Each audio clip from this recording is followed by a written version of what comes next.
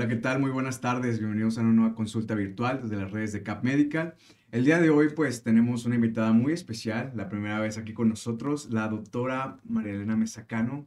Muy buenas tardes, doctora. ¿Cómo está? Gracias, buenas tardes a todos y bueno, nada más comentarles, yo soy neuróloga especializada en enfermedades neuromusculares Ok. y bueno, yo estoy actualmente trabajando en la Conchita, en el Muguerza Conchita y pues espero que pueda ayudarles mucho esta plática que les voy a dar. Gracias por invitarme. No, doctora, gracias a usted. Gracias. Sabemos que, pues, sí hemos poco tratado de coincidir en ocasiones. Le agradecemos también su tiempo porque sabemos que tiene la agenda, pues, un tanto ocupada, ¿no? Gracias. Doctora, pues hoy vamos a hablar de la atrofia muscular espinal 5Q.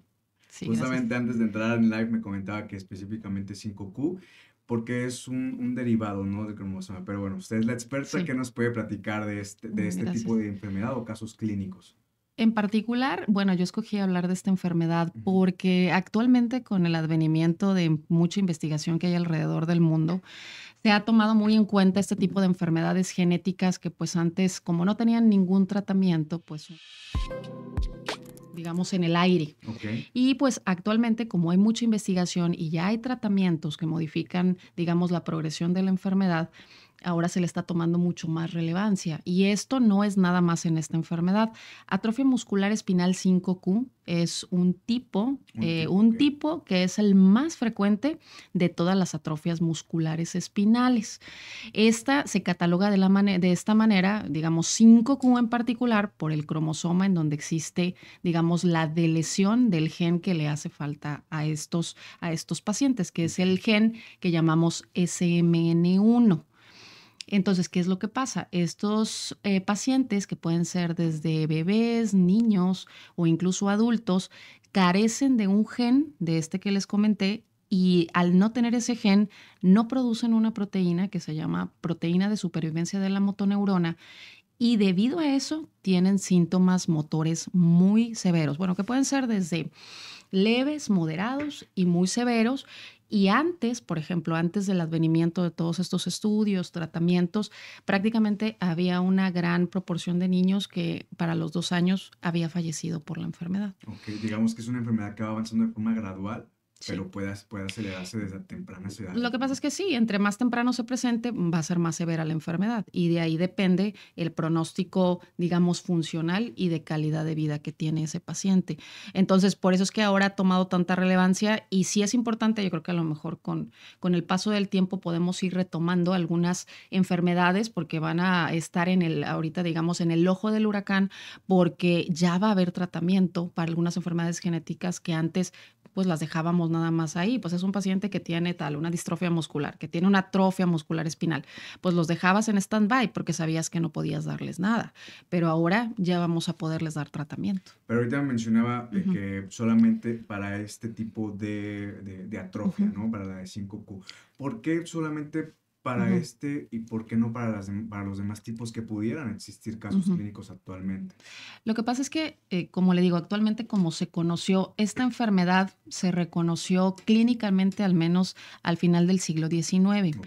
pero no es hasta más o menos 1995, o sea, ya casi pues muy cercano ahorita a nuestro tiempo, Claro. donde se reconoció realmente cuál era la causa de la enfermedad, es decir, qué gen tenían anormal esos pacientes y por lo tanto de ahí se pudo hacer toda la investigación subsecuente para, oye, a decir, bueno, si le falta este gen, ¿cómo podemos arreglarlo para que no le haga falta tanta proteína?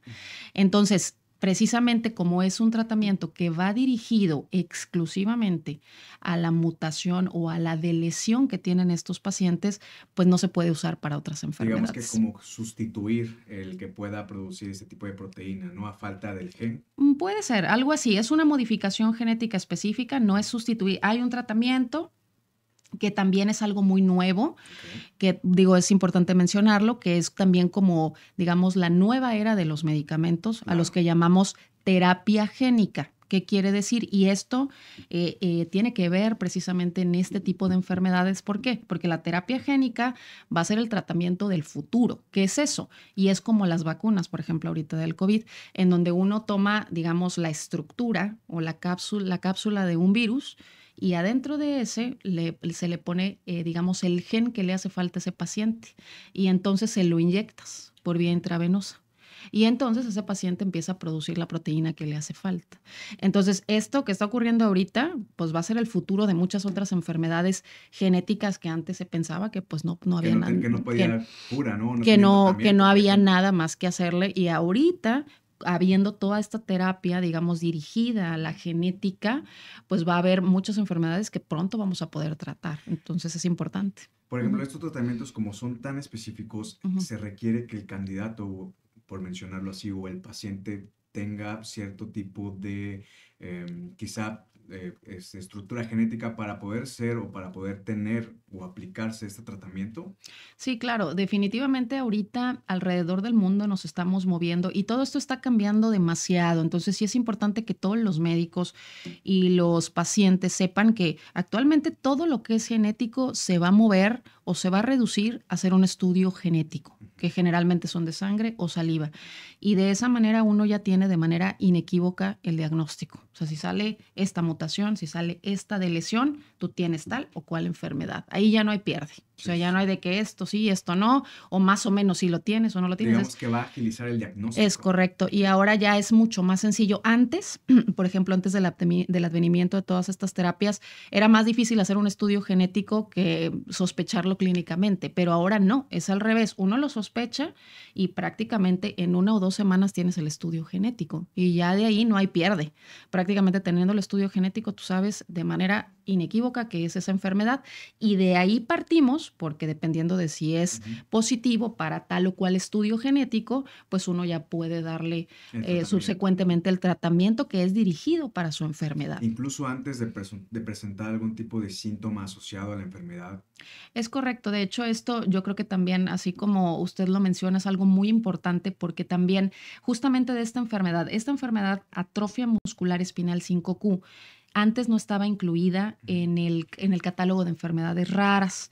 En este año ya se agregó al catálogo de enfermedades raras y también logramos que los medicamentos, digo, logramos y digo, esto yo me atribuyo Pero dentro del área de pero dentro del área investigación, de claro, investigación, sí, sí, pero claro sí. que los que más trabajaron fueron las asociaciones civiles, se logró también que fuera parte del catálogo del Seguro Social. 2 de los 3 medicamentos que haya son parte del catálogo social, del instituto, perdón, del Seguro Social. Entonces, ahora lo que queremos es que forme parte del cuadro básico para que más pacientes puedan tener, digamos, acceso A este tipo de a estos tratamientos, medicamentos. ¿no? Y justamente, precisamente como usted lo dice, ya estamos viendo que esta enfermedad se incluya dentro del tamiz neonatal, porque precisamente si uno toma al paciente desde antes que tenga el síntoma, la evolución va a ser mucho mejor y ese paciente incluso va a parecer un paciente que no tiene la enfermedad. Muy diferente a si tomas un paciente 2 o 3 años después,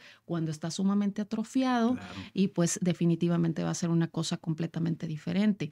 Actualmente yo tengo un paciente que estoy tratando de manera presintomática. ¿Qué quiere decir eso? Que aún no presenta C por el estudio genético que tiene la enfermedad, pero el Mm. niño no tiene Pero no ha síntomas. presentado síntomas entonces. Entonces, lo que yo espero es que ese niño, el desarrollo de sus hitos motores o de su capacidad física sea igual a la de un niño que no tiene la enfermedad. Entonces, de aquí la importancia que la gente sepa, oye, si tú tienes un niño, o si tienes ya otro, o si tienes antecedentes familiares, o si tienes otro hijo con la enfermedad, oye, pues de inmediato busca hacer el estudio genético. Sí, exactamente, porque ya entramos en una, o sea, ya este tipo de Ujú, nuevos avances médicos ya entran dentro de la etapa de prevención, ujú, así porque es. es conocer el estudio genético, ver a qué enfermedades Ujú, puede o tiene o va a desarrollar el claro, paciente, ¿no? así es. Eh, sin enfocarnos tanto, ya cuando un paciente o una persona, no tanto de que no tiene la posibilidad de hacerse este estudio genético para ver Ujú. qué enfermedades puede o va a desarrollar o tiene desde genes hereditarios. ¿Cómo son los síntomas que puede presentar de inicio una persona que va a padecer o está padeciendo este Ujú. tipo de enfermedad Esta atrófica? enfermedad puede presentarse desde el nacimiento, Ujú. puede presentarse cuando son niños, cuando son adolescentes y cuando son adultos. Pero digamos que la característica clásica de la enfermedad es que ese paciente se llama hipotonía. ¿Qué quiere decir eso? Que tiene, digamos, muy flácidas sus extremidades. O sea, es pérdida del tono muscular y asociada a la pérdida del tono muscular tienen también debilidad que inicia en la porción proximal de las piernas. ¿Cuál es la porción proximal? El muslo. ¿Qué quiere decir? Que esos pacientes no pueden mover de manera correcta sus piernas. Obviamente, algunos no van a lograr gatear, otros no van a lograr sentarse, otros van a caminar, pero van a perder la marcha con el curso del tiempo.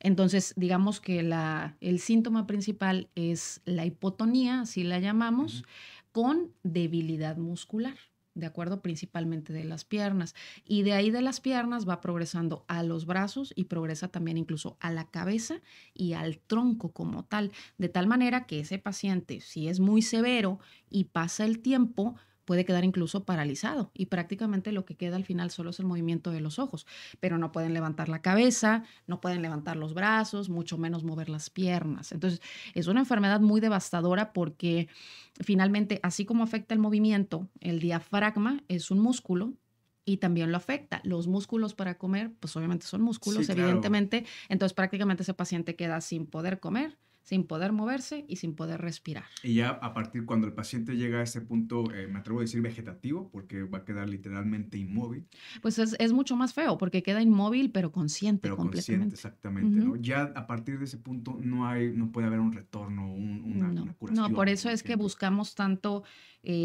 hacer screening, hacer reconocimiento temprano de la enfermedad, porque si uno, pues digamos que, ¿qué es lo que pasa? Estos pacientes tienen un fallecimiento de las motoneuronas que tenemos en la médula espinal.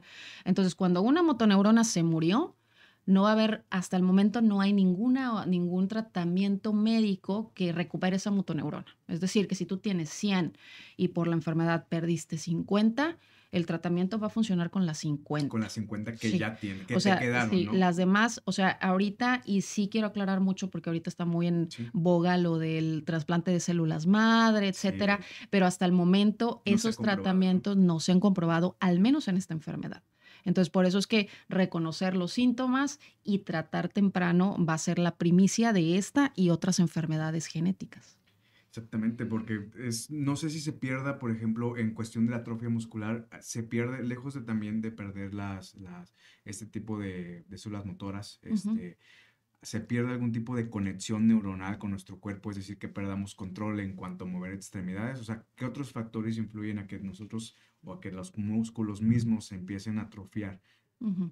Sí, pues justamente lo que pasa es que es común en las motoneuronas que están, y son principalmente las que están en la médula espinal. ¿Qué ¿Ok? quiere decir? La médula espinal es, digamos, el cordoncito que sale del cerebro y que llega hasta las piernas, por así decirlo. Ujú. Entonces, solo esas motoneuronas de ahí se degeneran y prácticamente esos son como un árbol. Es decir, la motoneurona manda muchas ramas para todos los músculos. Si la motoneurona se muere, no va a enviar ninguna rama para los músculos. ¿Y qué pasa? El músculo se atrofia y también se pierde completamente. Pierde la funcionalidad, Es ¿no? correcto, es correcto. Entonces, por eso es que el síntoma, por eso es una enfermedad de motoneurona y por eso el síntoma es del movimiento predominantemente.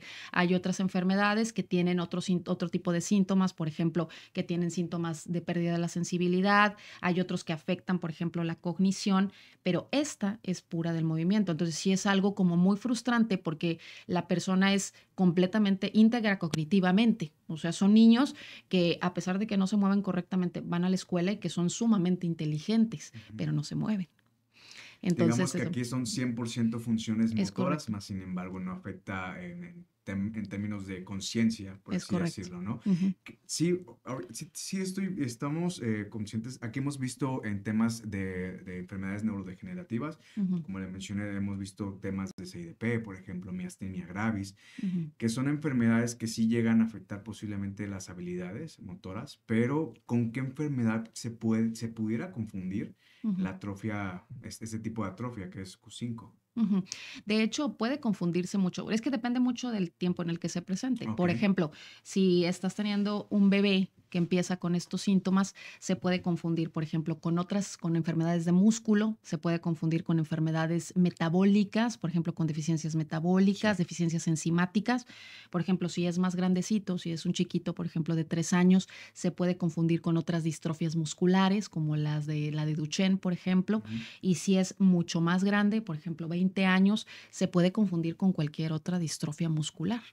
Entonces, de todas maneras, sí es importante porque en este ámbito que estamos, muy pocas enfermedades neuromusculares o muy pocas enfermedades que pueden causar los síntomas que tiene ese paciente, Claro. síntomas del movimiento, muy pocas tienen tratamiento. Entonces, por eso ahorita lo que oye, si tienes un paciente que tiene hipotonía, que tiene debilidad, de inmediato búscale las que se pueden tratar. Ya si no se pueden tratar, pues ya es otra cosa, ¿verdad? Porque pues el tratamiento es un poquito más conservador, Sí, pero claro. siempre darle el beneficio de la duda al paciente de algo que sí pueda cambiar de manera significativa el pronóstico de la función. Sí, porque aquí con lo que ustedes, o bueno, Ujú, ustedes como profesionistas y el paciente, o ujú, sea, aquí la lucha es contra el tiempo, es porque correcto. entre más avance el tiempo, más es que afecta al sistema De del cuerpo, movimiento. exactamente, Ujú, del sí. movimiento. Aquí nos podemos ver afectados por otro tipo de efectos o otro tipo de factores ambientales, o es simplemente una enfermedad que se Ujú, desarrolla genéticamente o la podemos adquirir. Digo, le hago esta pregunta porque insisto, está el desconocimiento de esta enfermedad y a veces pensamos que puede ser como un virus, como lo que pasó el tema de ujú, COVID. sí, O claro. sea, puede ser por un virus o lo desarrollé por alguna bacteria o quizá es Ujú. O por alguna contagioso, vacuna o exactamente, o algo así. alguna vacuna me produjo esta enfermedad. Ujú. Sí existen casos donde se pueda desarrollar independientemente de que no lo traigamos Genéticamente, genéticamente. sí. En general, bueno, esta enfermedad, en particular esta atrofia Ujú, muscular 5Q, es una enfermedad monogénica, que quiere decir que forzosamente tiene que ser genética. O sea, es sí o sí es genética. Ahora, hay otras enfermedades, y yo creo que sí han escuchado hablar de ellas, como la esclerosis lateral así amiotrófica, es. que es una enfermedad también de motoneurona. Esa enfermedad, a diferencia de la atrofia muscular espinal 5Q, la ELA, que también se llama, por ejemplo, el 80% de los casos no sabemos qué es lo que la causa y el 20% sabemos que es genética. Y en esta, prácticamente en el 99% sabemos que es genética. Es genética sí o sí, pero en muchas otras no sabemos exactamente qué es lo que sucede, cuál es la causa. Eso es digamos, la característica de muchas otras enfermedades Sí, que todavía neurodegenerativas. queda Sí, un margen de es porcentaje correcto. para saber qué es lo que las está Sí, causando o eso las es, por genera, ¿no? ejemplo, Parkinson, Alzheimer, esclerosis lateral amiotrófica, que sabemos que hay un porcentaje que es genético, pero en su mayoría no sabemos qué es lo que pasa. Y es también muy diferente a las enfermedades autoinmunes, por ejemplo, como lo mencionaron, miastenia autoinmune o CIDP, por ejemplo, Guillain-Barré, que yo creo que también empezaron También, sí, también lo hemos en visto. donde ahí es muy diferente. Esas son enfermedades autoinmunes, que quiere decir, el mismo cuerpo genera una sustancia que se llama anticuerpo que daña al nervio, al músculo o a la unión mioneural. Entonces Exactamente. ahí sí es diferente porque sí hay un determinante genético, pero el medio ambiente lo desarrolla, como que infecciones, vacunas, alimentación, falta de ejercicio, por ejemplo, pero esta en particular es 100%, 99% genética, ¿verdad? O sea, no hay pierde. Realmente, atrofia muscular espinal 5Q, y eso yo siempre lo menciono, es una enfermedad que en sí la genética es muy sencilla, porque es prácticamente, tienes un estudio, te sale positivo, sí o no, pues tienes o no la enfermedad. Ok. No es como en otras enfermedades genéticas donde sí tienes que hacer un poquito más cuidadoso el estudio Sí, el genético. diagnóstico es Sí, más extenso, o es sea, no correcto. solamente requieres de un solo Sí, estudio, sino que requieres de un cúmulo de estudios es para correcto. poder llegar a un Es diagnóstico. correcto. En esta no, es un estudio y con eso te dice sí o no la tienes. Y ya. Doctora, para la gente que Ujú, nos está viendo, me imagino que se han de preguntar, ok, yo quiero ujú, saber si ujú, quizá mi hijo o hasta yo mismo incluso estoy predispuesto a ujú, tener o quizá tengo esta enfermedad y no lo sé. ujú, ¿Cuál es el proceso que tienen, o sea, el paciente ideal, qué es lo que tenemos que hacer, ¿no? Nos ujú. acercamos, ¿a quién nos tenemos que acercar? Me tengo que acercar a mi médico familiar, me tengo que acercar a la institución, por ejemplo. ¿Cómo es que yo puedo saldar esta duda y obviamente la de mis hijos o la de mis Ujú. familiares para poder obviamente darles el seguimiento si en dado caso de que se tenga la enfermedad para poder dar el siguiente paso, ¿no? ¿Qué es lo primero que hay que hacer, Esto ¿no? sí es muy relevante lo que comentas, porque en general, digo, estamos por determinar qué tanta proporción de pacientes tenemos aquí, es Sí, decir, cuál es la incidencia o prevalencia. Lo que se tiene reportado es más o menos 1 en 10.000 habitantes, o sea, no no está, es tan sí, claro, infrecuente.